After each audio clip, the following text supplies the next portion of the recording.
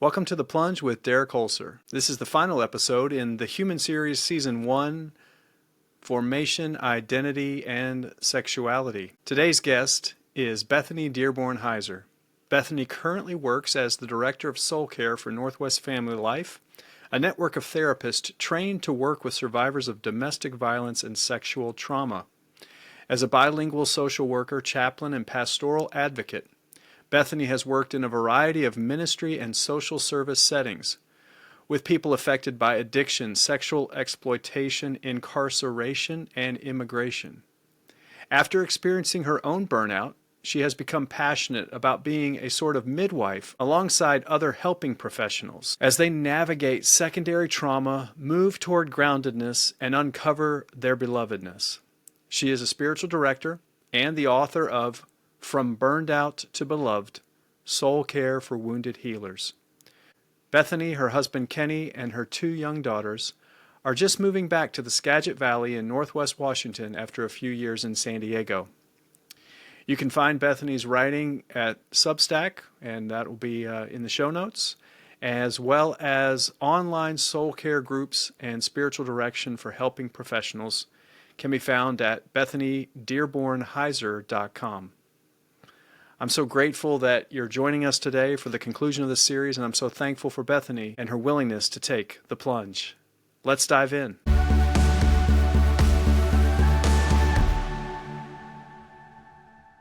Joining me today is a new guest to the plunge, and I'm so grateful that we could make time to meet today. Bethany Dearborn Holser, how are you? I'm good, thank you. Thanks for having me. Wonderful. Having a nice summer? Yes, it's been full.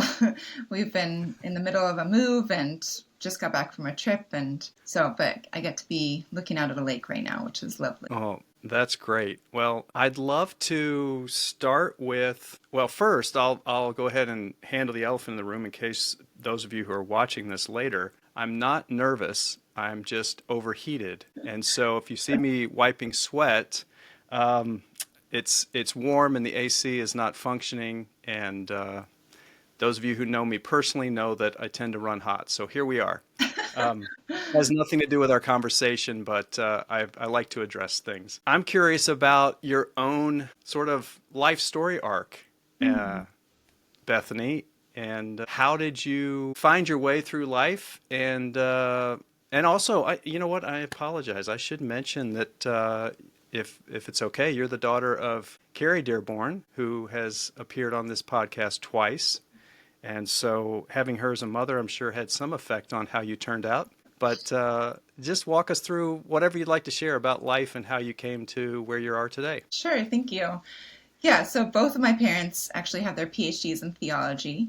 And so from an early age, we had good dinner conversations and was brought up to ask good questions and think thoughtfully. And they didn't just emphasize thinking, but really how to also live out our faith in the world and connect to others who are different from us, as well as to be connected to this God of love. So it wasn't just head knowledge, but I really think it was, they invited us into grace and connection and the love of God. So that is a huge gift. And obviously, yeah, you've had my mom on, and I was just listening to her podcast and thinking, oh, she just loved hearing her wisdom. And we, as part of her studies with George MacDonald, and my dad's studies, we lived in Scotland when I was young, so moved there when I was 2. So for me, that was very formative in my upbringing, living in Scotland and France for 7 years. I really think it broadened my identity to feel more like a global citizen than an American, and also this experience of not really fitting in. So in Scotland, I was the American girl.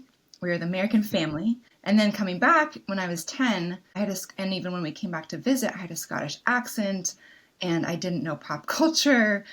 And I still blame that sometimes on my years abroad, which my husband jokes, you can't use that forever. But I just didn't quite fit in either place. And I think that's increased my compassion for those who don't belong or don't feel like they belong. And I think in some ways planted the seeds to want to see more of the world, to learn from other people, and to realize just the beauty and richness of different cultures around the world. So that kind of led. Go ahead. Yeah. Oh, I was just going to say, so for age 2 to 9, roughly, you lived in European countries, Mm-hmm. Scotland and France, Mm-hmm. and then I guess technically Scotland's not European, but on the continent over there. Mm-hmm. And where did you return to when you came back to the U.S.? So yeah, we returned to Seattle, which is where we had been living beforehand, and where my dad is from. So yeah, so we returned to where we had family, and spent the rest of my growing up in Seattle area. And then even with that, I think through youth group and through other, I went to Mexico and I went to Guatemala when I was in high school, and just fell in love with Central America and speaking. I had chosen actually to speak Spanish, not French, when it came time to choose a language, and it just kind of planted another seed for me of really wanting to return to Spanish-speaking countries in Central America in particular.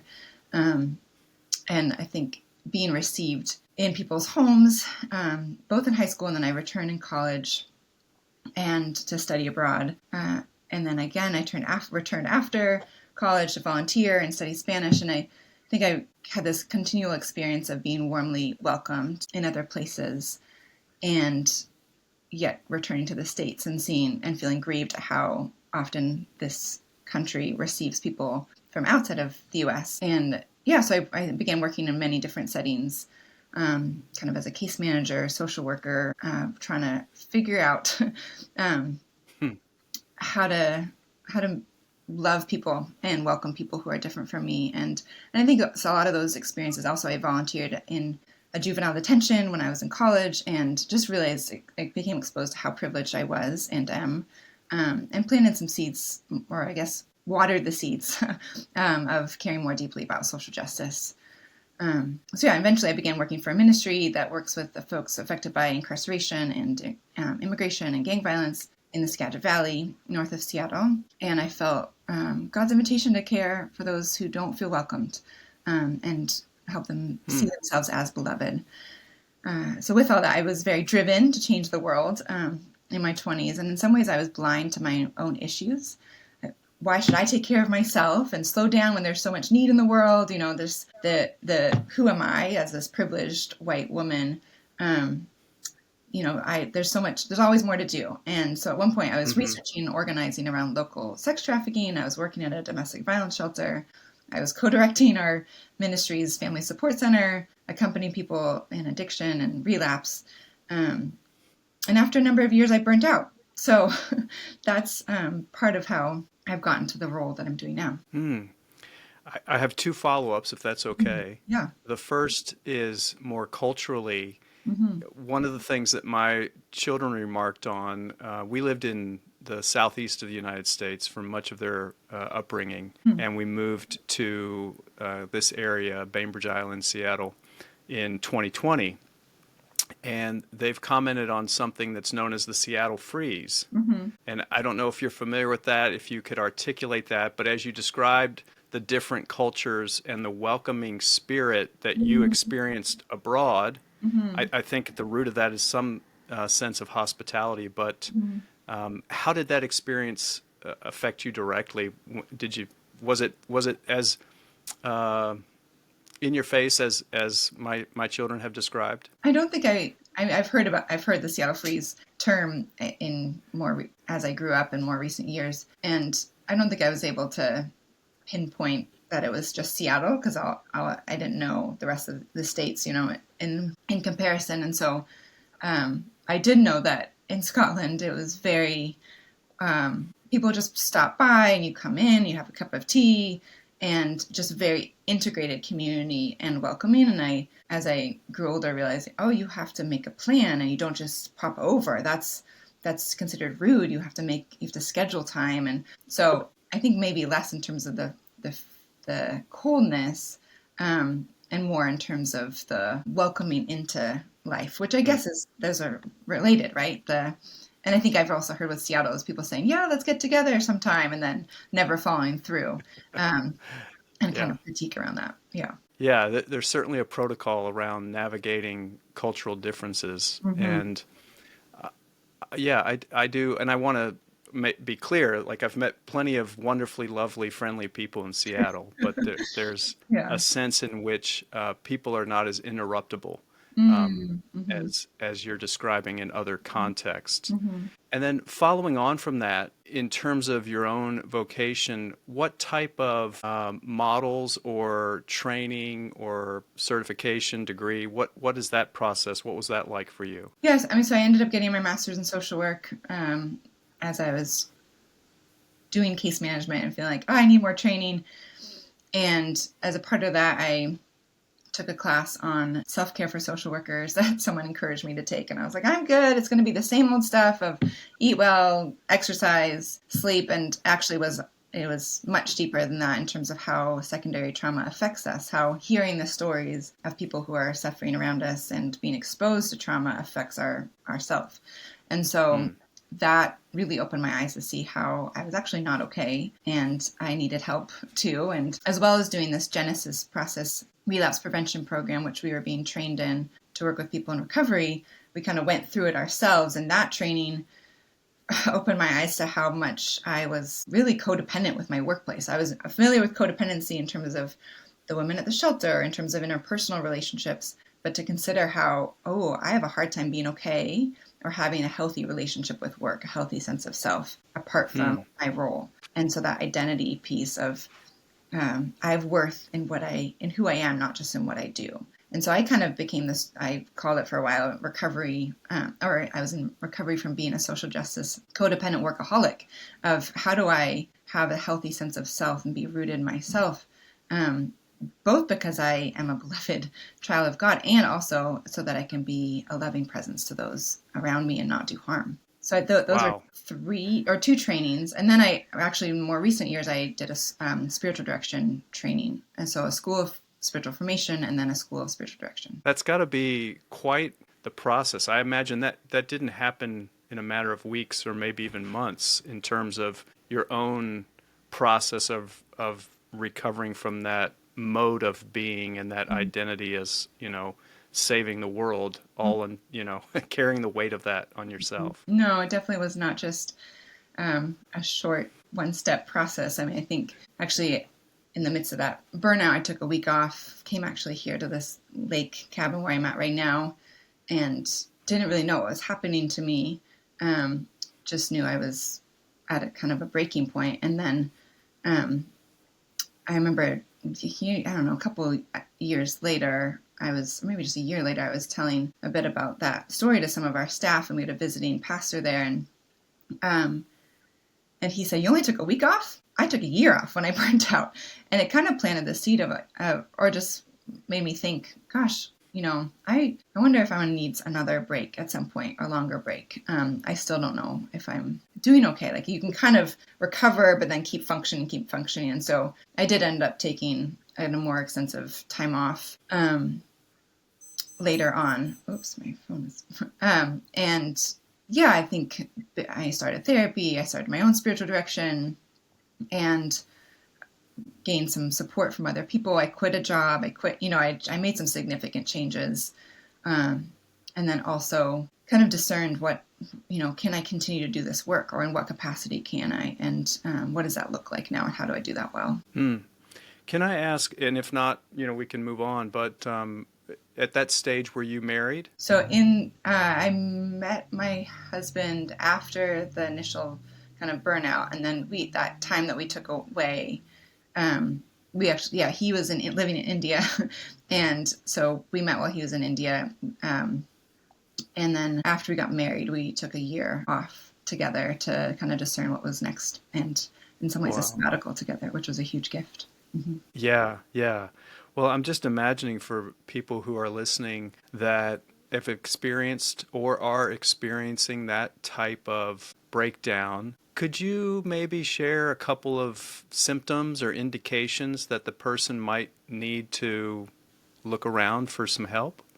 Hmm. Wh- Yeah, I mean, I think there's so burnout and secondary trauma, compassion fatigue, they all interweave a little bit together, but they're separate. I mean, so someone who can experience burnout who's not in a helping profession, a call center worker or a factory worker, someone who's being overworked and there's the job is too demanding and can experience burnout. And then you add in compassion fatigue, or the exhaustion of hearing stories and of being present in a compassionate way. And you add in trauma exposure. So someone can experience compassion fatigue, not in a job setting, just because they're accompanying people or know people. I mean, reading stories, learning about what's going on in the world right now. I think many of us, we can experience compassion fatigue. It's hard to know how to tend to keep being present to suffering around us and what's going on in the world. And so in terms of symptoms, I mean, I think the trauma exposure response, the book the class that I mentioned was by the author of a book called Trauma Stewardship. Her name's Laura Vandernoot-Lipsky, and she talks about the 16 most common responses or exposure to trauma and secondary trauma. And so some of those are the sense that you can never do enough, the feeling like it's all up to me, the guilt, hypervigilance, so kind of being constantly vigilant to your surroundings. And I think some of it is similar to PTSD, which I didn't at first resonate with some of those, but this inability to slow down, triggered by, sights and smells and sounds, memories. But I would also say, what rhythms do you have in your life? Are you waking up and right away connected to your phone and not able to put it down? Do you have a day off? Do you take a break? Is your vacation full of meetings? Just what rhythms and boundaries do you have in life and work? And I think the challenge, this is one of something I know you've been talking about in this podcast, but the challenge of modern culture is that we are accessible at all times, or we can be, and then maybe there's an expectation for that. And so I think to really try to tease and encourage some curiosity, tease out and have a little bit of space between our identity in what we do, really, and is our worth based completely on what we do, or can we take breaks, and what is keeping us from taking a break? Well, I think I appreciate that. I think that's a good transition to the work that you do now, at least in part, and I don't, mean to imply that I understand the detail of everything that you manage, but there's a program or a method known as soul care, and I don't know if I'm using the language correctly there, but could you explain what soul care is? And I know that a big part of it, at least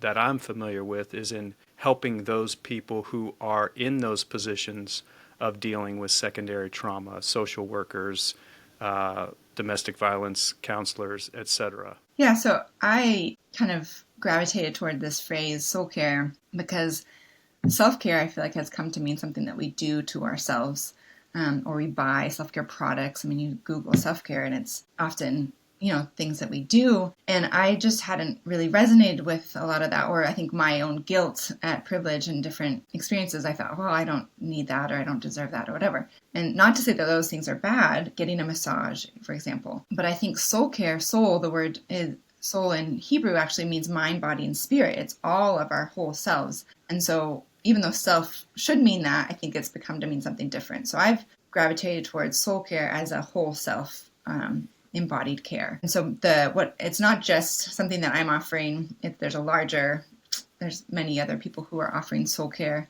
But what I'm doing for soul care for wounded healers is kind of what I've been calling it within Northwest Family Life. And outside of Northwest Family Life is helping professionals to take care of themselves and be grounded and rooted in order to, because they deserve it, and also to be more present to their work and their life and their clients. And so I offer individual appointments. Some of that is more spiritual direction, and some of that is what I call soul care, is just how do you be well and work in life. And so I meet with some of the therapists at Northwest Family Life, and in other settings, ministry workers, pastors, as well as social workers and case managers and people on the front lines in different capacities, and talk about rhythms of rest and, and not just practices, but what is keeping you. I think that's some of the recovery language that has been really helpful for me. And in working with people in addiction recovery is overlaying that with this, that what is keeping me? How am I unwell? And what are the internal narratives that are keeping me from making significant changes, and to be really honest with that. And instead of just saying, oh yeah, I should do more, I should do, because I hear that a lot. Like, and that's how I felt. I should do a better job of taking care of myself. Okay, well, let's look at what is that should, and what is keeping you from it, and what are the internal narratives that are keeping you from making significant changes. So I do groups, and I do trainings and workshops, and as well as individual appointments. I imagine that for some of us, I'm thinking in my own life, it's been interesting throughout this series on formation, identity, and sexuality, as most of the guests have been either therapists or psychologists, spiritual directors, right? It's the conversations are sparking things in the back of my mind to revisit later. But I wonder about the process for people to even uncover those internal narratives. I imagine there's a few layers to get through to really unearth the real messages that are keeping us in this loop. Would that be a fair assessment? Yeah, for sure. I mean, sometimes it's hard to step back and have some of that perspective of what is really driving me. And I think spiritual direction, therapy, are really these gifts of having someone accompany us and reflect back to us what they see and hear. Oh, I'm really noticing this pattern, or I'm really noticing you have a fear of whatever it is, a fear of what people think of you, a fear of taking up space, a fear of advocating for yourself, whatever. Where did that come from? And can we explore that with curiosity and not judgment? A framework that's been really influential for me in the past few years is an internal family systems. Has that come up at all in your? Yeah. So it has. Yeah. Yeah. Just this idea, and we can explore it more in a different way too, but just this idea that we have a core self that is good and untarnished, unblemished by trauma. And yet then we have these parts of ourselves that are affected by our lives and growing up, that we seek to live out who we are, and they are burdened, and they have protective strategies. So they call them protectors, and there's exiles and different terms, firefighters that kind of punch out, kind of like squash out our negative emotions, the emotions that we might feel are negative. And so, but we aren't bad because of that. But how can we have the core self can be curious and can be caring and compassionate and open, and then have a little bit of, again, that space to say, look at that. Why am I doing that? And to explore it with somebody else can be a huge gift. I love that. That's so encouraging for me. My own anecdotal observation is that there's a lot of unjust condemnation that we've placed on ourselves. It just degrades us internally. A lack of being worthy, what have you, and some of it starts in a good place. But I'm here to hopefully elevate everyone to the beauty that is within them as made in God's image. On that note, as a spiritual director yourself, I'm curious of two questions. The first being, what does the practice of spiritual direction look like? For a lot of people who came out of the background that I have, American evangelicalism, in terms of a church tradition, this notion of spiritual direction, I think in my mind, the idea growing up was like it's a vague, probably something Catholics do at convents or monasteries. I don't really know, right? And so the language itself had a barrier, but I've come to participate and to befriend a number of spiritual directors. I think it's beautiful. So I'd love for you to share kind of what it is, and then in your work through that, what are you picking up on with respect to the core elements that shape our formation and identity? Good question. Yeah, so you're right. In spiritual direction, I think has been most traditionally known and used by priests and in monasteries, and going to a retreat and then having someone meet with you there. It's increasingly outside of that those walls in some ways, and much more accessible across denominations, and not just restricted. Catholic and Protestant people are being trained and offering spiritual direction. And I would say, for me, I see my role as a sort of spiritual midwife, Derek, kind of I walking like that alongside. term. Yeah, it's so I actually had kind of come to this, and then in part of my training, we were reading this book, and there was someone who was mentioning it as this book called Holy Listening, and she kind of compares it to being a midwife. And I thought, oh yes, this is this coming alongside people in a journey of growth as they ask questions, as they grapple with challenges. For me, it's walking with people with, grief and secondary trauma and taking care of self, but into this hopefully birth or letting go, release as well. So there's also sometimes people talk about spiritual direction in terms of this triangle that it's me and the person and God, that we're facilitating this conversation in this space. A different way of looking at, one of our trainers said, I get to watch the one I love another. And that's the role of spiritual direction, is watching the one I love another. And so it's a triangle, and it's creating a space together to listen and to be still and to be received in a sacred space. So yeah, I think, does that answer that first part of the question a little bit? It does, yeah.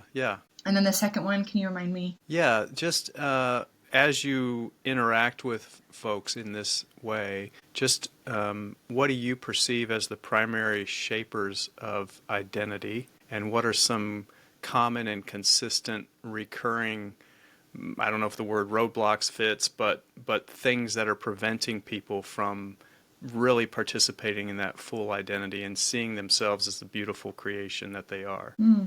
Yeah. So, yeah, I mean, I think, as I mentioned, I think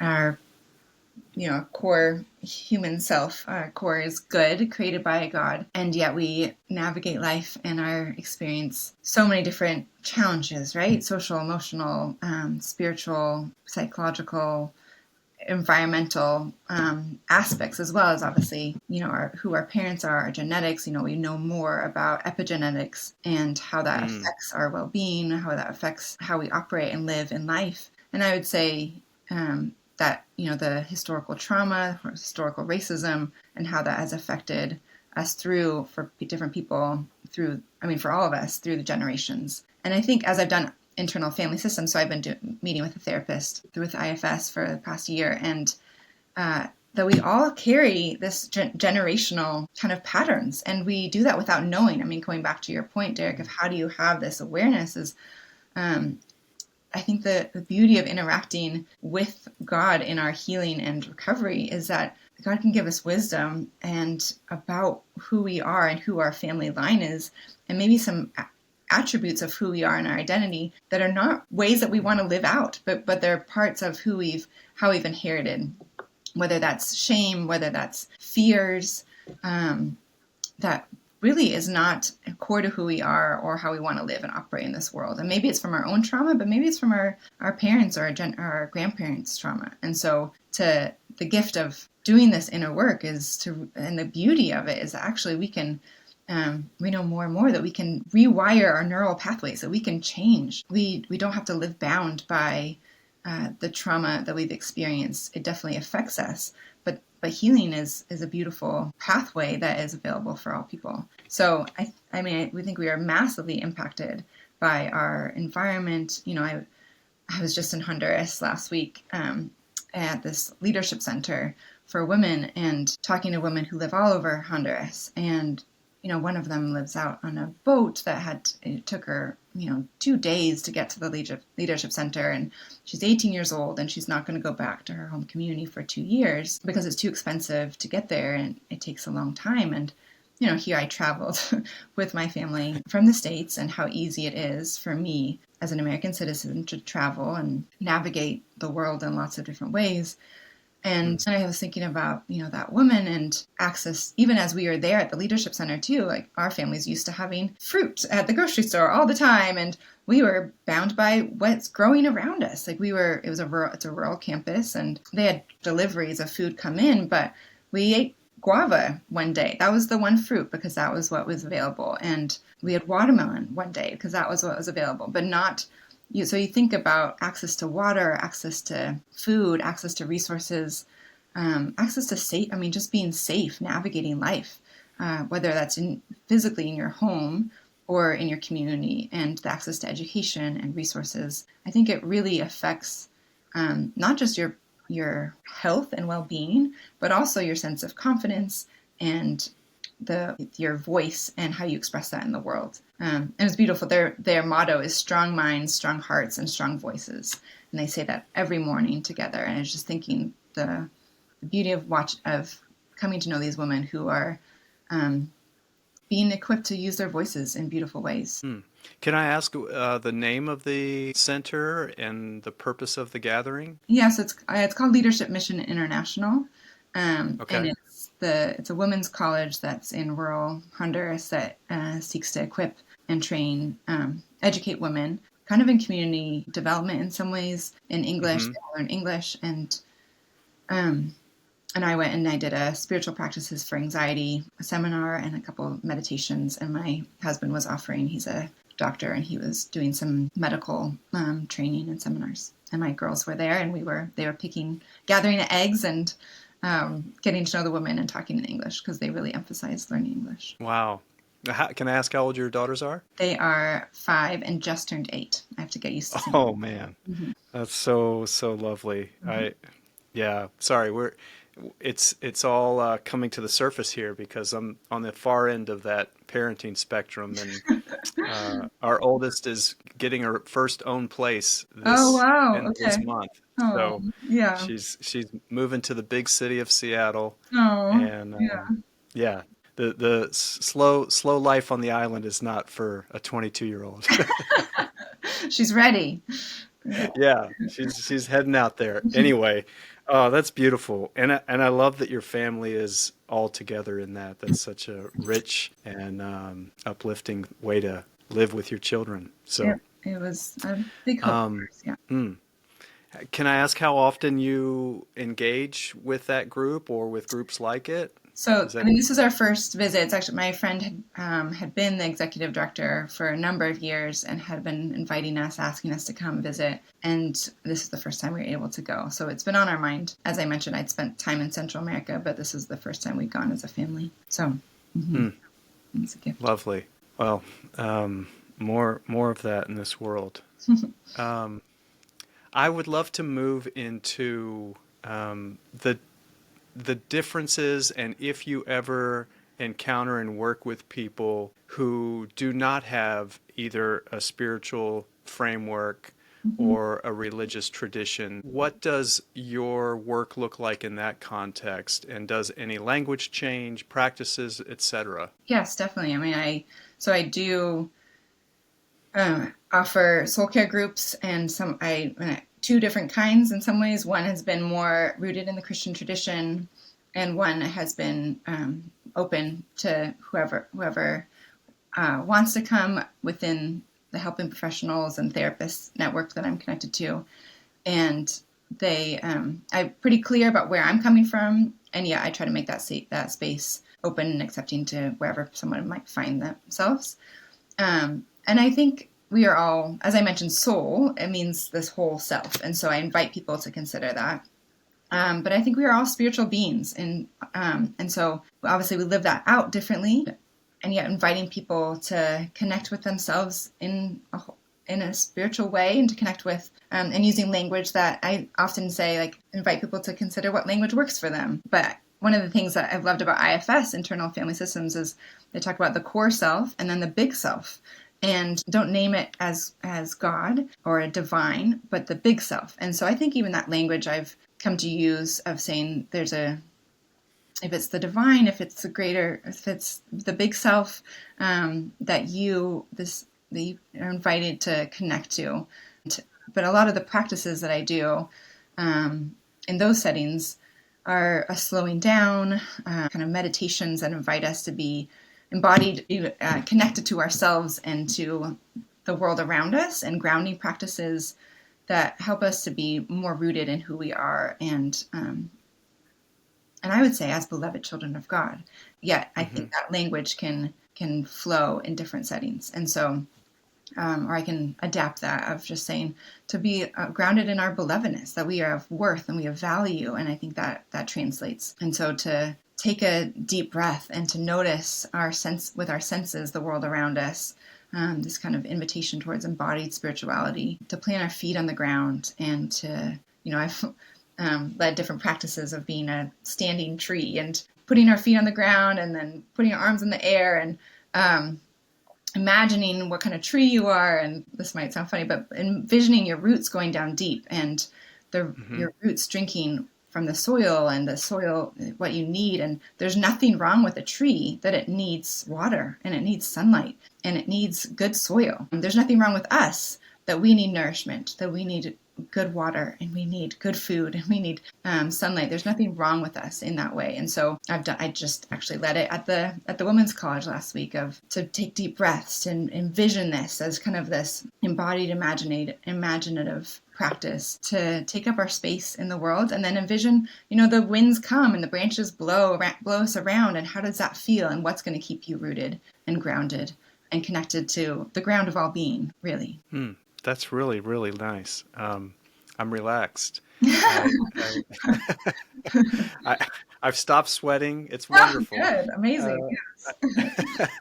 Well, I'm thinking of a quote from mine and one of your mother's favorite people, George MacDonald, that the imagination of man is made in the image of the imagination of God. And as you describe these practices of envisioning, I really have only of late inhabited that kind of practice, and it's really powerful for, as you say, that grounding, and even as you describe the wind coming, there's a framework there for realizing when the storms of life come that the roots keep us grounded, and we're going to shake, but we have that reference point to know that we may shake, but we don't have to be broken. Yeah, I don't, I would, this is not prepared at all, but if you'd be willing to just share a couple of more examples of that, like things that people could incorporate in their own lives as they listen to this and move forward.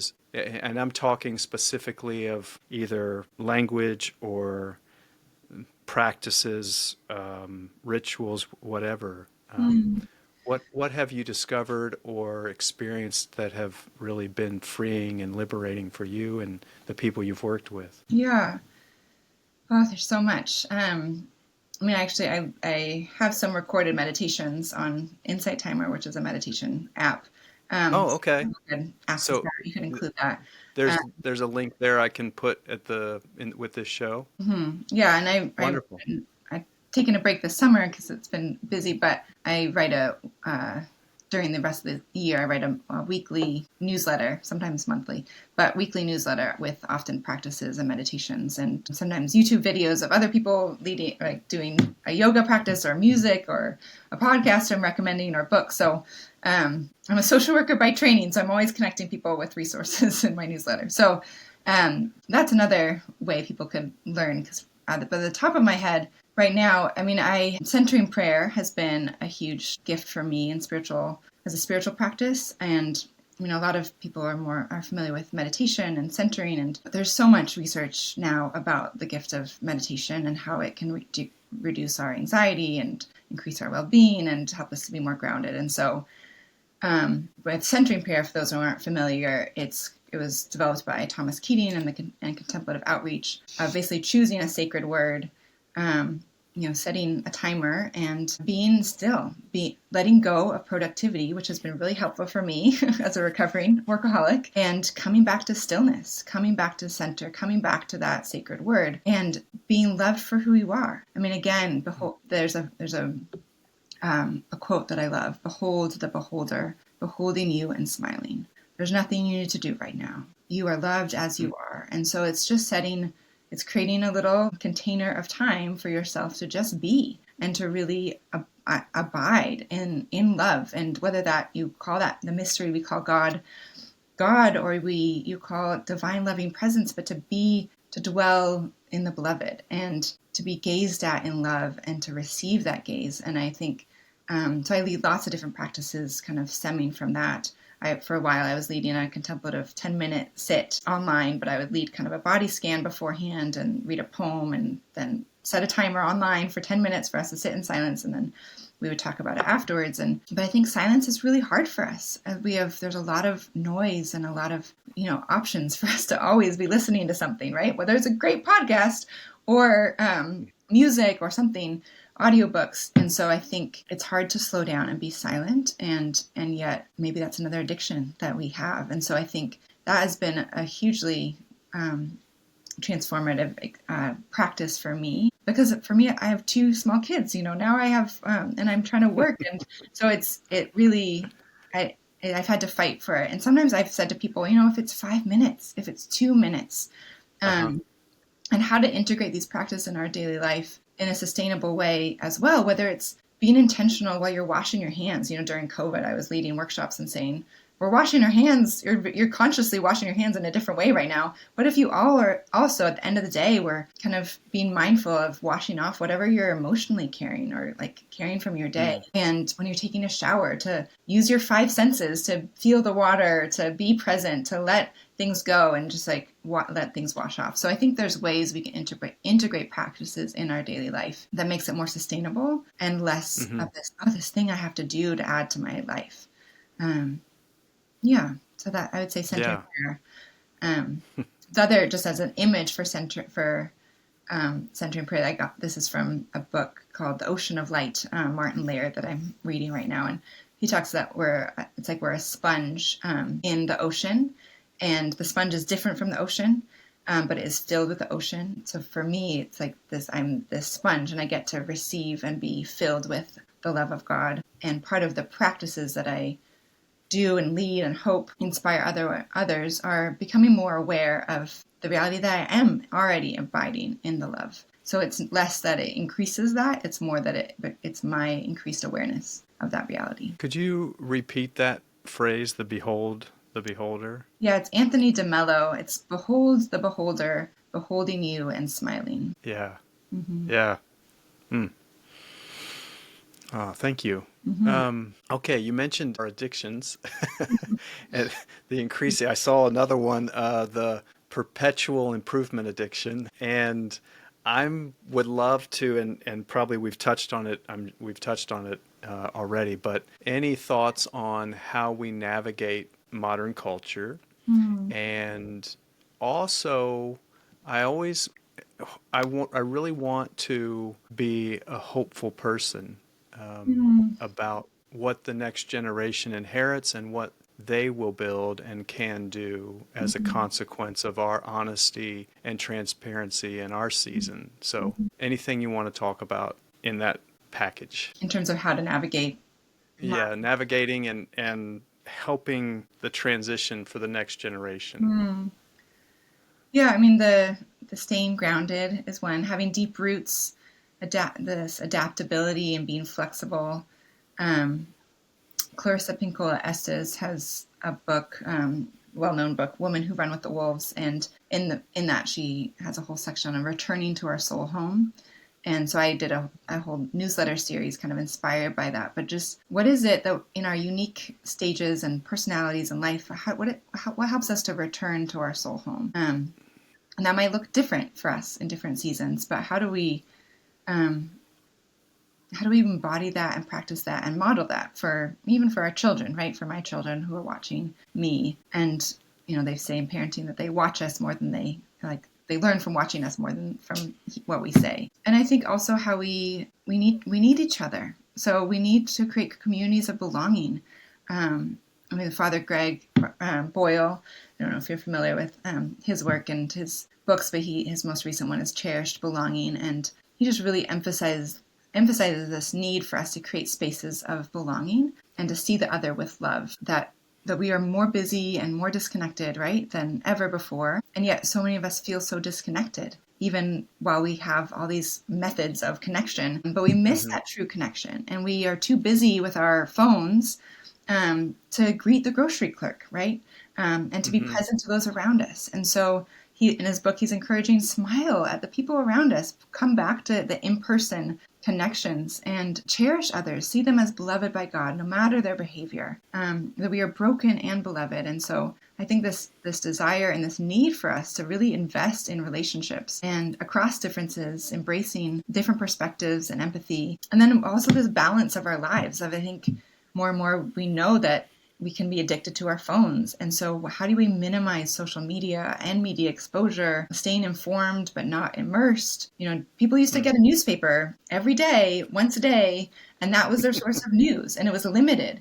And now we're being flooded at any moment of the day. And so thinking through, how do we, I've set in a news alert to arrive at a certain time of day. And I try to check it maybe once in the morning, but then not all the day, not throughout the day. Yeah. Taking a Sabbath, people talk about a digital Sabbath, or, also a Sabbath. I mean, this is a command that for those of us who follow the triune God, and it's a command to take this rest. And I think we've forgotten how to rest deeply, and not just numb, but to really, through reflection and restoration. I think modern, Western white culture has become so much about what we do, as we've been talking about, whereas other cultures still introduce themselves to who you're related to. So just to really remember that we are more than what we do. And I think that, we can model to keep learning, humility. We don't need to have it all figured out, right? To stay curious and practice gratitude. So I would hope that, sometimes as you get older, people are known for more kind of fixed paradigms. But what if we learn to be more adaptable and flexible, and to learn new skills? So living in San Diego, I tried to learn how to surf, and it's humbling and fun. But I think we need these practices and to come back to the sense of, I don't need to have it. It's not up to me, and I don't need to be the expert in everything. And I need to have margin and play and let go of that productivity. That's good. I have a couple of thoughts. The first is, as a Gen Xer, I find myself, there was a book a while back, I don't necessarily agree with everything in the book, but it was called The Bridger Generation. And there's certainly some truth to that for those of us who grew up without the internet and yet have worked in it. My first email account, I think I was a junior in college or something like that. And so, went to the library and used the card catalog, and yet am fully conversant now in the internet. And being able to appreciate and be flexible is probably one of the greatest strengths of this generation. On the Sabbath note, I would love a little more clarity for when you said true rest, as opposed to, I don't remember the word you said, but the first thing that came into my mind was just binge watching 6 hours of a TV show on Netflix and calling that rest. And I'm not against entertainment. I love story and storytelling when it's done well, but there is a difference, I'm guessing, and I'd love for you to articulate that. Yeah, there's so much that could be said about that as well. And obviously many books that have been written about Sabbath. I think, again, this idea of returning to our soul home, what helps us to come back to ourselves. And when I've led workshops on rhythms of rest and integrating those in our lives, I say, it's not that watching Netflix is bad, but to be curious about what need is it serving me, and how is it meeting that purpose? How is it, what is it doing for me? And I also want to acknowledge that sometimes we have a lot of, people might be living with a lot of trauma, or not being, a lot of the women I talked to last week at the college, when we were talking, they were asking me what I do for fun. I asked them what they do for fun, and said they watch TV, they watch movies, because they don't want to go outside. They don't feel safe outside. And so I want to hold that intention. For me, I love being outside, and I love being active, and so just to hold accessibility in tension with, maybe ideal goals and how to live well. But I think I love, Dan Allender talks about the Sabbath as a day of delight. And so I love that paradigm of what brings us delight, and how do we let go in some ways of productivity, and maybe and consumerism. Walter Brueggemann also has this book on Sabbath as a way of Yes, Sabbath as Resistance. resistance. And so how do we Such a let good go? book. Yes, yes. And about consumerism and unjust systems that for many people, they can't take a day off. And so the ways that maybe we could or can choose not to participate in that system. Yeah, so in terms of, I think, just again, trying to foster that curiosity. And I want to acknowledge that being curious takes some rest and restoration. And so I think it's a challenge because, and even to be creative and to think of what serves me and what gives me life, we have to have a certain level of stability and groundedness in our life. I think one of the things that secondary trauma exposures responses is diminished creativity. And so when we're at our wit's end, it's hard to make those choices. It's easier to just watch Netflix. And so, but that might be one of those roles that someone who loves us in our life, or a spiritual director or therapist, and okay, this is this how you want to live? Is this what other changes need to happen in order for you to live differently? But without just taking it away, but just saying this, you're doing this for a reason, and can we be curious about that? Does that help answer that question? Yeah, That does. Thank you. And thank you for helping me to perceive, again, the degree to which my own freedoms and safety permit me, as you described, go freely outdoors as long as I want without thinking in the back of my mind, am I in danger? Very important reminder. A couple of final thoughts or questions I have. At the core of this identity part for me is our ability to have true connection and intimacy. And by that, language has evolved and it will always evolve, but intimacy to me is a word that has been sort of sequestered to the bedroom, but I think that intimacy can be found in any healthy friendship, relationship. And I'm curious about how we engage with people in a way that is open and heart to heart instead of surface to surface. how do we engage with people in a way Does that make sense? heart to heart instead of Yeah, I think so. I just have this idea that many of us have created a shell, and often for good reason. But that is preventing us from flourishing in new relationships, in new friendships, or in diverse friendships, given the ostracization or tribalism, whatever it is, just across the board, continued shrinking of how and why and to what extent we're willing to be open with others, to initiate the kind of cultivated relationship that could foster real intimacy and real human flourishing. Yeah, I mean, it's a good question.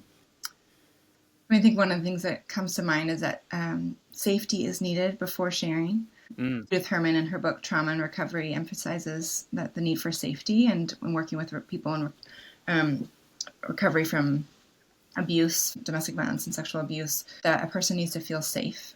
And so you can't force safety, but I think, practicing or sharing with a safe person in, again, spiritual direction, therapy, it's been shown that even just sharing something painful and being received with warmth and compassion can be healing in and of itself.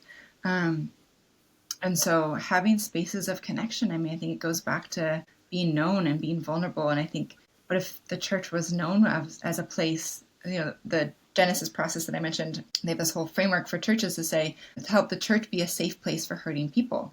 And what if the church was a safe place for hurting people, that we are all able to be more vulnerable with our woundedness? I mean, being a part of recovery circles and the faith community ministry that I used to be part of, people who are in recovery know how to be vulnerable and to say, I'm not doing okay, or I'm in recovery from this addiction. And I think, unfortunately, it seems like the more, in modern culture and more educated and privileged a person is, the more shameful it is to be honest about our struggles. And I think that really isolates us and separates us from each other, instead of bringing us together and saying, gosh, we all have wounds, right? We all are wounded and we're beloved.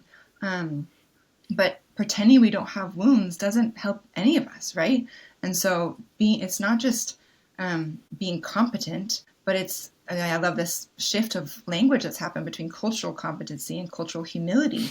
How do we be aware of who we are, of our woundedness, of our biases, of our privilege, and bring ourselves fully in our humanity with I think that vulnerability increases that sense of intimacy and being known. Instead of showing up, I have it together and I'm here to help you, even the savior complex or the Messiah complex that's happened around the globe from we're coming to serve you. Even our trip last week, my husband and I hesitate about doing trips. Like we're not actually coming. We wanted to come and learn. We wanted to come and just witness what was happening. And then they said, can you do these other things? And we're like, okay, we can do that. But we just wanted to come and be there. And one of the women asked, why are you here? Well, we just wanted to get to know you. We want to be here. You have something to teach us. It's not just that we're coming to give something. And so, a shift of perspective of really seeing that someone who might be different from us as someone who might be my teacher and we might have some of the same struggles, right? And so this equalizing and kindredness, we're all on this globe, but together with this, with so many challenges that we're facing. And what if we really saw each other as kindred in the struggle of life instead of as separate and to fight against and for resources. So there's many different threads there. I don't know how much that connects, but I think maybe that's part of my hope in spiritual direction and in this is to really help people to know more of their belovedness and their brokenness and to then, I think it equips us to then see that in others, to see that person is beloved as well and broken. Again, Father Greg in his books talks about how we're people who do terrible things that we might call, are not well, but they're not bad people, but they're just not well. And how do we create a culture of healing and belonging so that we can be well we're all interconnected. Again, like Desmond Tutu, many people have said this, Ubuntu, this idea that my well-being is caught up with another's. So to really encourage intimacy is also we need each other and we're connected to each other more than we ever have been before, but and also in just reality as live, human beings on this planet.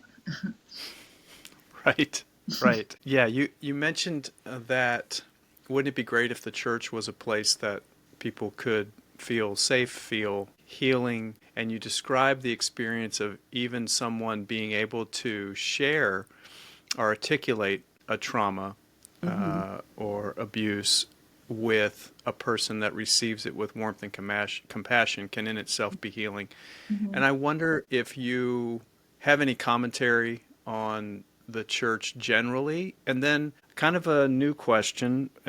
I'm trying to be responsive to what I'm feeling in my own soul, and that is, as a person, we've not met, but I'm 6'3". I fit all the stereotypes: educated, athletic, white man, and I would also love any thoughts for me, but those who inhabit my domain, in terms of being blind to the experiences of others. And in this particular context, I'm thinking of, your work, my wife's work, and others. And I was on the board of Northwest Family Life many years ago, but there are probably unintended signals or behaviors or things that I might not have I don't have an awareness of what people have suffered, and I might be triggering something just by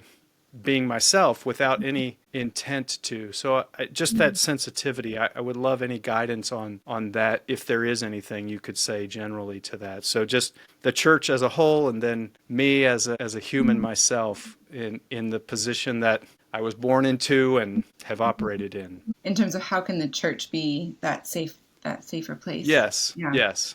Yeah, that's good. Again, it could be a whole other, an hour-long conversation. I think I come back to this holding of brokenness and belovedness. How do we, come back to this, to the Christ embodying invitation towards a beloved community that welcomes all people for who they are. That's honoring of differences. It's not the melting pot where we have to get rid of who we are and pretend that you're not a white male. And so it's not denial. I mean, I think that's part of, we did, as part of social work, we did this white racial identity development. And, you know, part of the journey of racial identity development is sometimes guilt, is sometimes I feel guilty for who I am, but that's not where we need to stay. And the goal and the hope is not just to feel stuck or terrible about our identity, but more, how do we move towards acceptance and embodying our identity in a different way, in a holistic, loving presence. Yeah, and so I think in terms of, for the church and for all of us, is how do we see ourselves as good? And again, that's back to that inner work and maybe doing our own, maybe it's, you know, for white, heteronormative males in American culture, it's doing your own inner work. Where are you carrying guilt about your identity, and how has that colored your perception of those around you and your privilege? And it's being willing to receive from others. It's being willing to receive feedback. I think that in itself is really humbling, is to say, how do we be safe people that someone could say, hey, when you said that really didn't feel good because X, Y, and Z, right? So to learn to be a safe person who can receive feedback. I mean, it's just, you can pick up on that. I mean, for myself as a woman, I can pick up on somebody. I can sense if that's someone I can bring that to in a safe way, or if it's not worth it to bring it up, or it would be harmful for myself to bring it up. And so I think that willingness to receive input and feedback is a huge, I would say, for yourself, for others, as well as for the church. How do we be a place that can learn and grow and not pretend like we have it all together again? And so I think that to be a safe place for questions and struggles, and for caring for those who have been harmed by past trauma by the church, you know, whether that's from the church or without. But again, how do we engage in these cultural conversations in a respectful and humble way, and modeling grace and truth? So those are a few. How do we? Yeah, I think that's what Jesus leads us in a non-condemning, but an invitation to live in wholeness. You know, as I was thinking through some of the questions that we talked about, and thinking about how Jesus, you know, when the people pull him in to respond to the woman who's caught in adultery, and even that in itself, right? She's caught in adultery, but the man's not. And so here she is, and there's all these men surrounding her, about to stone her. And I just, you know, I've done meditations and imaginative sessions on this, of like watching Jesus bend down, taking the gaze away from the woman, inviting the people to reflect on their own lives and their own brokenness, and then invites her for them to drop their stones, really, to drop their judgments. I mean, how can we learn from that to turn inward instead of judgmentally looking outward? Those people, that group of people, they're doing that. That's terrible. How do we turn that inward a little bit in a helpful and healing way, and say, ooh, look at how I'm living, and I have no right to throw a stone against those people. I'm going to drop that stone, and I'm going to walk away from the situation. And then Jesus invites her as well towards change and love and forgiveness. And so it's not that this inner work stops with, you know, sometimes people call it navel gazing, but it leads us towards healing in our communities and transform relationships, to be more grounded and loving and willing to receive feedback, but also own our stuff that helps us to be a more loving presence in the world. So that's just Thank you. Yeah, that's so good, Bethany. And I thank you for your time today. I thank you for the example that you are from afar, and from the work that you've done directly with the organization that our family is so involved in. And I would just love any final thoughts you might have, any encouraging words, and really appreciate it. Yeah, I think, I hope, I mean, my husband, there's a phrase from an idiom in India, says, eat the chicken and leave the bones. And so my hope would be that anyone listening to this can eat the chicken, and leave any bones, and that we could offer each other, in this world, another phrase is the most respectful interpretation, is to MRI, most respectful interpretation of what another is saying. And just that encouragement with, when we are hurt, to explore that with curiosity. When we think someone has said something about us, to ask for clarification, to honor each other, to receive love. I think that's that, again, that sponge analogy is to acknowledge that we dwell in the arms, in the presence, in this ocean of love. And I think that saturates us in a way that we need for ourselves as well, as so we can be a loving presence in the world. So I think I would encourage people to consider that and consider how do you integrate practices in your life that can foster that for yourself. Yeah. So as I mentioned, I've got a meditation, I've got a newsletter, and I wrote a book out of kind of my own journey, but hoping it would be a tool for other people, from Burned Out to Beloved, Soul Care for Wounded Healers. Kind of the book that I needed when I wasn't doing well, but hoping it would be a help for others. Oh, thank you so much, Bethany. Thank you.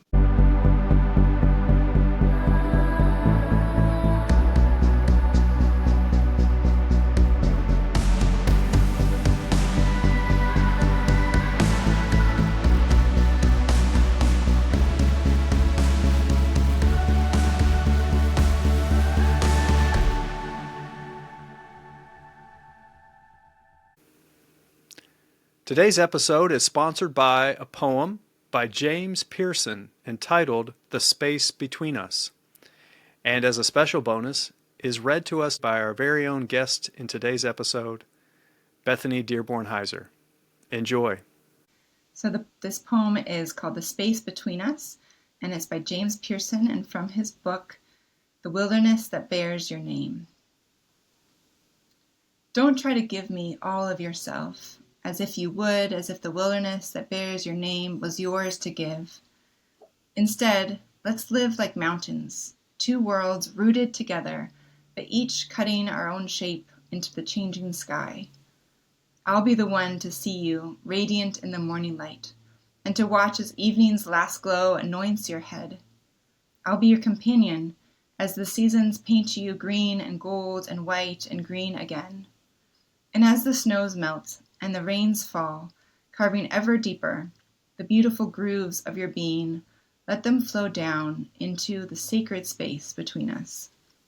This quiet valley our bodies make, where deep waters and the dark earth take everything we've lost and everything we're given and make new life for all who call this place home.